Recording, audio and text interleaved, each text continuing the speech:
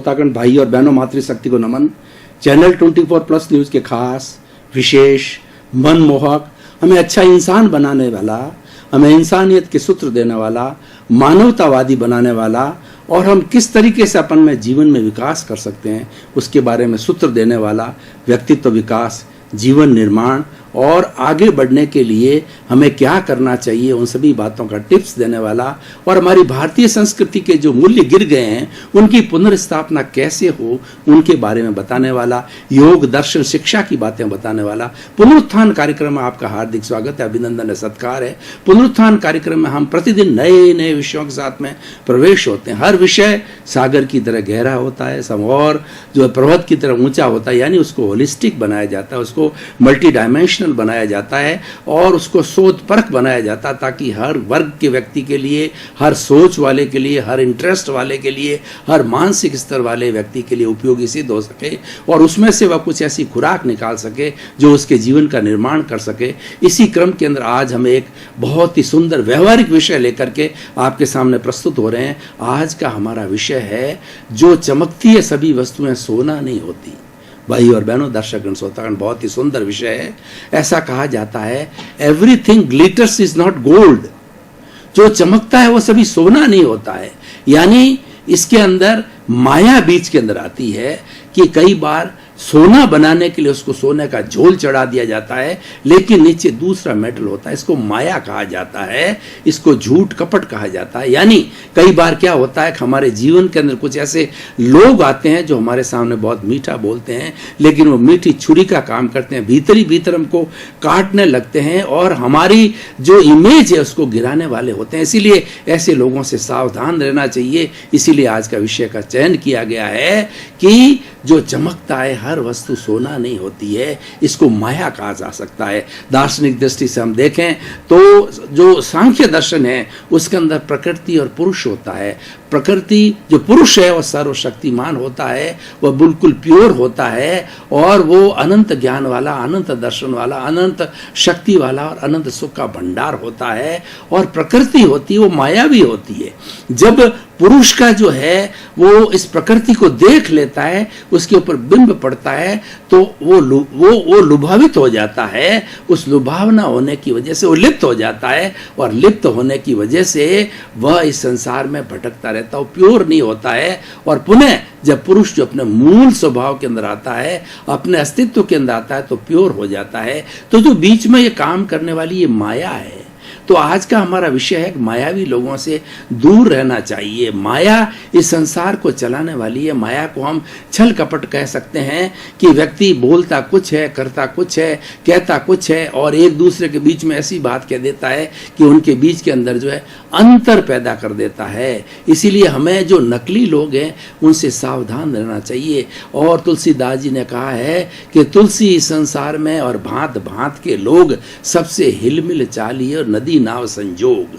हमें इस संसार के अंदर बहुत से लोगों से काम पड़ता है और सभी से हिलमिल करके चलना चाहिए, क्योंकि मनुष्य एक सामाजिक प्राणी है। वो समाज के बिना जी नहीं सकता है और समाज के अंदर कई तरह के लोग होते हैं, हर मानसिक स्तर के लोग होते हैं, हर रुचि वाले लोग होते हैं और सज्जन भी यही रहते हैं, दुष्ट भी यही रहते हैं। तो हमें व्यक्ति की पहचान होनी चाहिए। आज का विषय क्या बताता है कि सबसे पहले व्यक्ति की पहचान करो। जिससे आप संपर्क में आ रहे हैं उसको अच्छी तरह से परखो कि इस व्यक्ति के अंदर कितनी गहराई है, व्यक्ति सत्यवादी है या झूठा है, लूचा है या लफंगा है या संत पुरुष है। उसकी पहचान करना जरूरी है।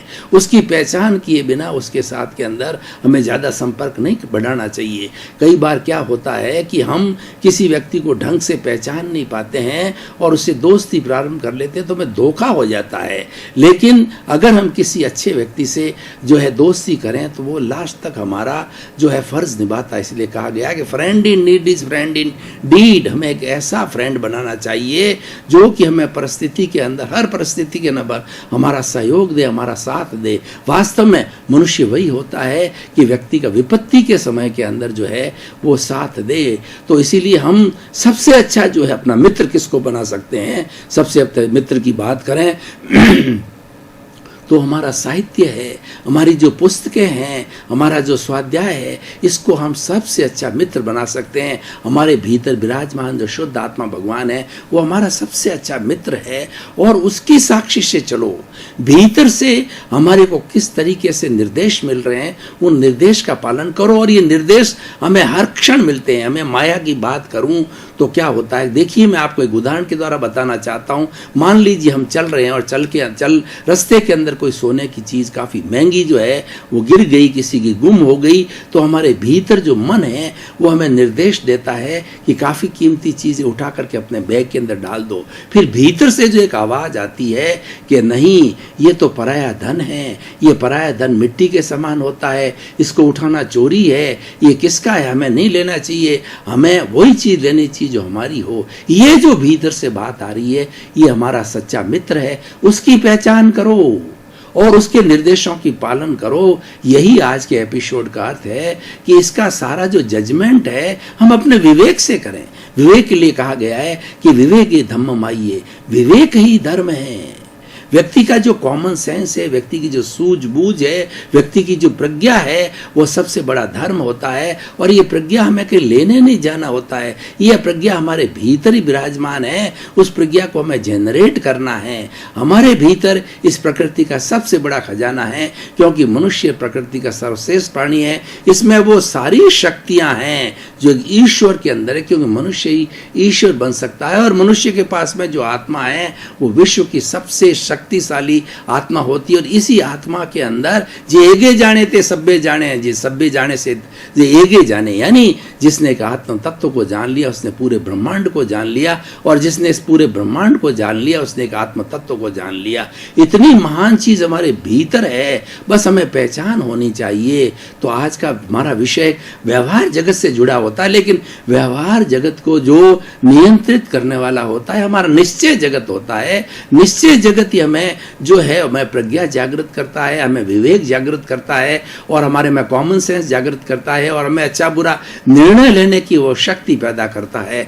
इसीलिए हमें व्यवहार पक्ष के अंदर जब तक हम किसी व्यक्ति को अच्छी तरह से नहीं पहचान लें उसके साथ में मित्रता नहीं बढ़ानी चाहिए। और हर वक्त हमें विवेक होना चाहिए जो भी कार्य करें कि इस कार्य को सफल करना बनाने वाले कौन लोग हैं और इस कार्य को जो है विफल बनाने वाले कौन से लोग हैं, यानी हमारे कौन से लोग हितैषी है और कौन से ऐसे लोग हैं जो कि हमें गिराना चाहते हैं। इसका विवेक होना चाहिए।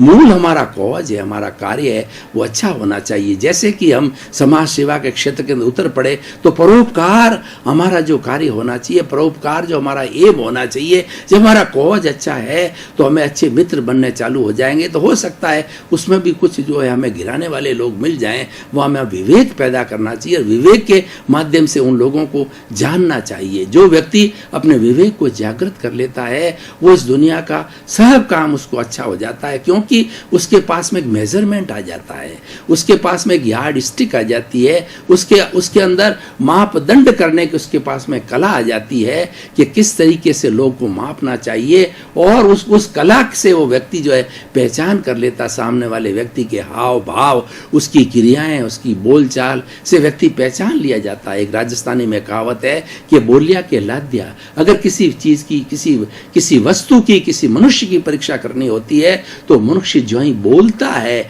जो ही बोलते ही उसकी गहराई को पकड़ सकते हैं, गहराई को माप सकते हैं कि ये व्यक्ति जो है वो अच्छा है या बुरा है, ये दुष्ट है या सज्जन व्यक्ति है, या इसके अंदर जो है वो कितनी जो है ज्ञान की मात्रा है, ये व्यक्ति कितना अच्छा कार्य करने वाला है या बुरा कार्य करने वाला है। क्योंकि दोनों तरह के लोग इसी दुनिया में रहते हैं, हमारे इर्द गिर्द रहते हैं, तो हमें उनकी पहचान करने की बात आनी चाहिए। व्यक्ति की पहचान करने के लिए आज का विषय है कि ऐसा नहीं कि हम भ्रम के अंदर आ जाए। भ्रम है वो माया है, क्योंकि चमकने वाली चीज है, बहुत तेज चमकती है, और अगर हम उसके अंदर जो है भ्रमित हो जाते हैं कि नहीं ये सोना है और उसको सोना समझ के व्यवहार करने लग जाते हैं तो हम चोट खा जाते हैं। उसी तरीके से जीवन के अंदर हम कुछ ऐसे बड़े बड़े निर्णय ले लेते हैं किसी के भरोसे, और वो हमारी नैया डुबा सकते हैं। लेकिन अगर सही व्यक्ति का हमने पहचान करके निर्णय लिया है तो वो हमारा प्रोजेक्ट, हमारा कार्य है वो हमेशा अच्छा चलेगा और उसके साथ रहने से हमारी प्रतिष्ठा बढ़ेगी।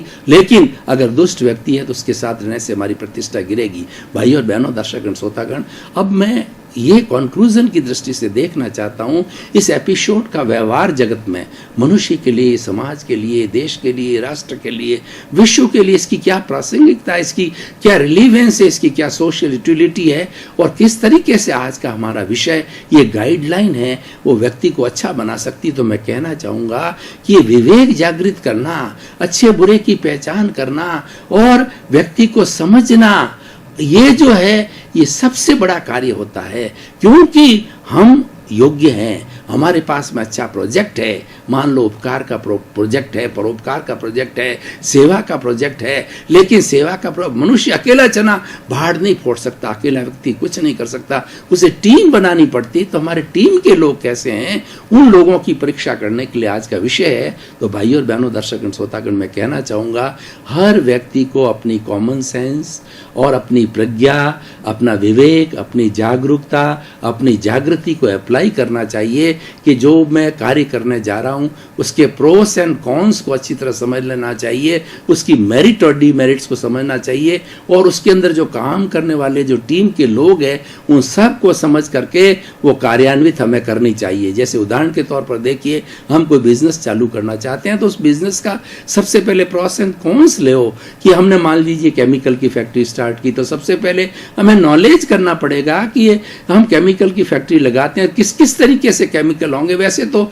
हजारों लाखों सैकड़ों तरह के केमिकल, मुझे कौन से केमिकल पर काम करना, उस केमिकल के गुण धर्म क्या है, उस केमिकल से जो है मुझे क्या बनाना है और हमारी कितनी क्वांटिटी के अंदर बनाना और उसकी क्वालिटी कैसी रहेगी और उसकी खपत कहाँ पर होगी। और इन सारे को प्रोजेक्ट को करने के लिए जब मशीनरी लगाते हैं और हम जो है वो रॉ मटेरियल लेते हैं, उसके बाद के अंदर मैन्युफैक्चरिंग करते हैं, उसके बाद के अंदर हम जो है वो उसकी ट्रेडिंग करते हैं और लोगों तक उस प्रोडक्ट को ले जाते हैं, सेल करते हैं। इन सारा होने के बाद में हमें प्रॉफिट मिलता है। तो सारी चीज़ का पता करने के लिए हमें अपने विवेक को लगाना पड़ेगा, अपने कॉमन सेंस को लगाना चाहिए कि इतनी चीज़ों जब हम करने के लिए जा रहे हैं तो इस चीज़ों को हमने मान ली, ये सब चीज़ों की हमने स्टडी कर ली, लेकिन इस चीज़ को अप्लाई करने वाले, इस चीज़ पूरे प्रोजेक्ट को पूरा करने वाले जो लोग हैं, जो टीम है, जो कार्य वो करेंगे, वो किस तरह, उनकी क्या स्मार्टनेस है और वो लोग क्या काम के पक्के हैं कि नहीं, डिवोशन, डेडिकेशन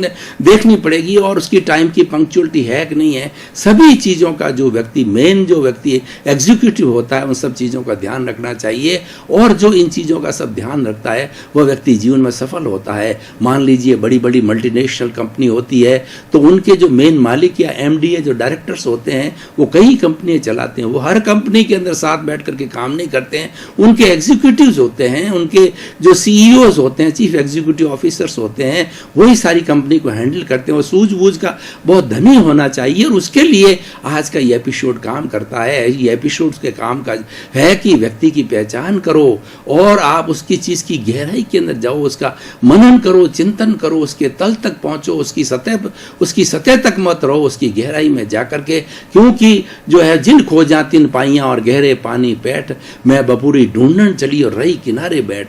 किसी चीज के आपको फ्रूट्स लेने, किसी चीज का नतीजा लेना है, किसी चीज के अंदर आपको अचीवमेंट प्राप्त करना है, उसको सफल बनाना है, तो आपको बहुत गहराई में जाना पड़ेगा, उसकी गहराई स्टडी करनी पड़ेगी, तभी जाकर होगा। मोती जो समुद्र के किनारे पर बैठा हुआ व्यक्ति मोती नहीं ले सकता है, उसको नीचे डुबकियां लगानी पड़ेगी। नीचे जो सीप रहती है, जो स्वाति नक्षत्र के अंदर जिस सीप के जो मुंह के अंदर जो है वो स्वाति नक्षत्र की बूंद गिरती है, उसी में मोती बनता है। उस तक हमें पहुंचना पड़ेगा मोती पाने के लिए, यानी कि हमें सफलता प्राप्त के लिए हमें गहराई पर जाना पड़ेगा और पूरे जीवन के अंदर कुछ ही प्रोजेक्ट लेने चाहिए और कोई भी कार्य करो उस कार्य के अंदर गहराई से जाओ। और आप देखिए, मैं तुलना करता हूँ, हमारी पाश्चात्य और पाश्चात्य संस्कृति दो तरह की होती है। हमारी जो ये इंडियन सिविलाइजेशन कहिए या हमारी जो ये जो ईस्टर्न सिविलाइजेशन कहिए और एक वेस्टर्न सिविलाइजेशन होती है। वेस्टर्न सिविलाइजेशन लोगों के अंदर बड़ा गुण होता है,